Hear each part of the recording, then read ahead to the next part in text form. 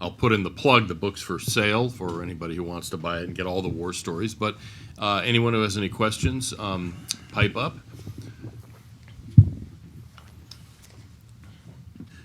Okay, yeah, go ahead, sure. What challenges? Oh, wait, does- hold on, we have a sorry. mic for you, so it'll, Oh, yay. that way the video will pick it up when we post the video. What challenges does this influx of asylum seekers pose for local police departments, in your opinion?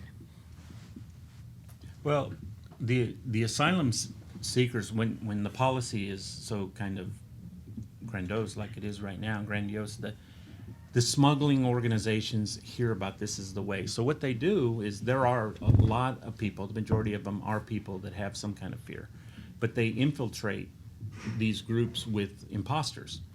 And these people, whether they be terrorists or they just be members of a drug cartel or of a violent street gang, they present a danger to the public safety when they get into the communities. And they're free to move throughout. They're not in the shadows like Polly's book is titled. They're out there because they have employment authorization. They have a document that protects them from being arrested by the immigration authorities out there. A lot of the impact of this influx of tens of thousands of people is on the local government and their ability to provide services, because you've got people joining the school system.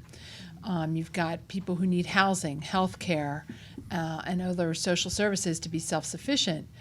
But the problem for local law enforcement agencies is when you have criminal groups that are already embedded in communities in the United States who are using the fact that we have such a lax process and a minimal screening process to recruit people and bring them in through this system and then come work for that criminal organization in the United States. And the most concerning phenomenon has been with the MS-13 gang, which is mainly, its membership is mainly people from El Salvador and other Central American countries. It's truly a transnational criminal organization directed in many aspects from gang leaders in El Salvador. And there are cases here in the United States where MS-13 members in different communities have actually recruited teens to come through South Texas and be allowed to enter the United States, join the gang.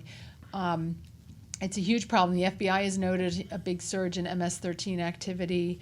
I can think of at least a dozen murders that have been committed by these teenagers in different places, just on the eastern seaboard: Boston, Long Island, Northern Virginia, Maryland.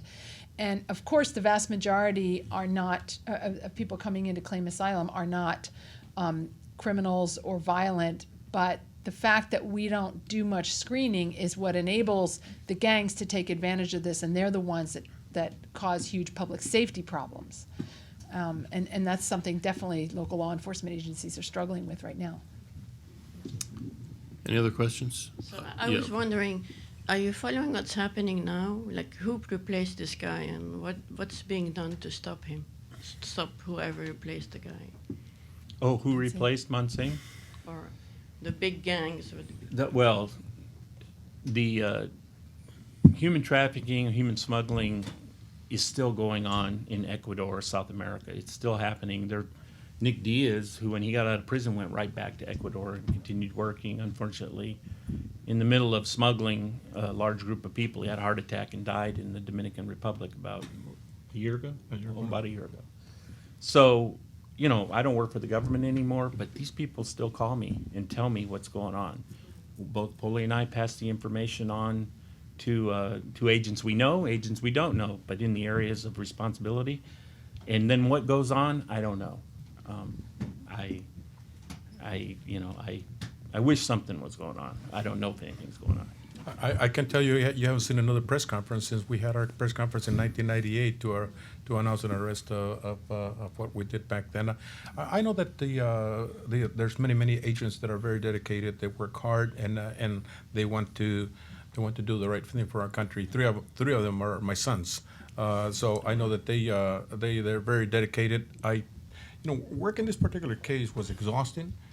It takes a lot from your family. I spent weeks away at a time while still managing an office, and it just takes a lot. There's the unique, don't mean to sound like I'm bragging about myself and AJ, but it takes a certain type of dedication to be able to do this. It takes a bravado, if you would want to call it, to go work undercover in those places. And I know we have many great Americans who are willing to do that. I think we have a huge bureaucracy.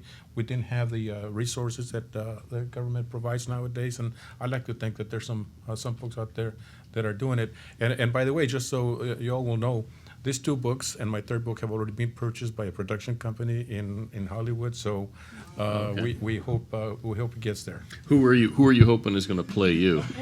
Well, I'm going to be handsome for a change, Yeah, Mark. well, I'm going to play myself. okay, well, good. I was always hoping for Tom Cruise when Yeah. they make the movie about me. Yeah. Was there a question? Well, no. Yeah. Okay. Yeah. Sure. It seems that your ability to speak fluent Spanish was a pretty essential part of your exploits. So my question is, do we have enough foreign language speakers in our intelligence services, especially Arabic, Urdu, etc.?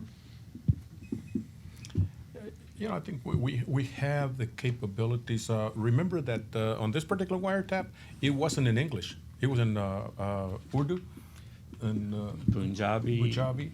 And so we had a whole bunch of Americans from throughout the country that actually worked, whose origin was from some of the countries that we're investigating. So I think we have the capabilities. Also remember that there's two things that I always say. Of course, Nick Diaz spoke Spanish, spoke English.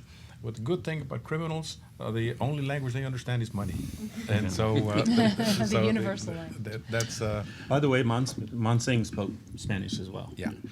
I just had one last question because we have to vacate the room at some point. But this is sort of a general question. In your experience, whether it's in the Monsing case or in other of these human smuggling cases, how much overlap is there between different kinds of smuggling?